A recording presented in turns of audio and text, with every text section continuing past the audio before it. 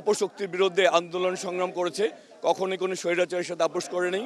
কোনো আধিপত্যবাদী শক্তি এবং যারাই বাংলাদেশের সাথে ষড়যন্ত্র চক্রান্ত করবে বাংলাদেশের মানুষের অধিকার নিয়ে, বাংলাদেশের মানুষের মানচিত্র নিয়ে, আমরা তাদেরকে প্রতিহত করার জন্য সবসময় প্রস্তুত রয়েছি। আমি সর্বপ্রথম স্মরণ করি শহীদ প্রেসিডেন্ট জিয়া রহমানকে, যিনি রণাঙ্গনে যুদ্ধ ঘোষণা করে রণাঙ্গনে সরাসরি যুদ্ধ করেছেন। আর আমি এই ৭১ সনকে আমি ৩টা ভাগে ভাগ করতে চাই। একটা হলো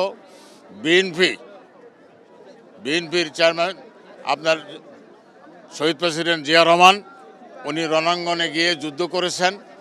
অন্য একটি দল তারা অন্য একটি দেশে পালিয়ে গেছেন। আর আরেকটি দল এই দেশে থেকে মানুষের সাথে গাদ্দারি করেছে এবং তাদের বাড়ি ঘর পুরাইছে। এই জন্য আমি 3টা ভাগ করেছি।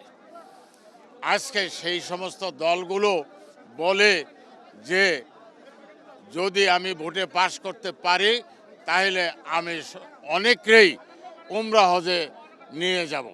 এই ধরনের মিথ্যাচার দেওয়াটা ঠিক নয়, বেহেশতের টিকিট দেওয়াটা ঠিক নয়। আজকে আমরা প্রত্যাশা করি আগামী 25শে ডিসেম্বর 2025 বিএনপির ভারপ্রাপ্ত চেয়ারম্যান জনাব তারেক রহমান এই দেশে আসবেন 10টার দিকে। তার আগের থেকেই আমরা জাতীয়তাবাদী তাঁতি দল সারা বাংলাদেশে অর্ডার দিয়েছি, নির্দেশনা দিয়েছি যে আপনারা আগের দিন এসে ঢাকা মহানগরে অবস্থান করবেন। আর আমরা আশাবাদী বিএনপির ভারপ্রাপ্ত চেয়ারম্যান জনাব তারেক রহমান আসলে আগামী দিনে সুষ্ঠু নির্বাচন হলে সেই নির্বাচনে বিএনপিকে যদি দেশ শাসন করার ক্ষমতা দেয় জনগণ, তাহলে এই দেশ বিএনপির নেতৃত্বে এই দেশ শাসন হবে, সংবাদপত্রের স্বাধীনতা আসবে, আপনার আমার চলার স্বাধীনতা আসবে।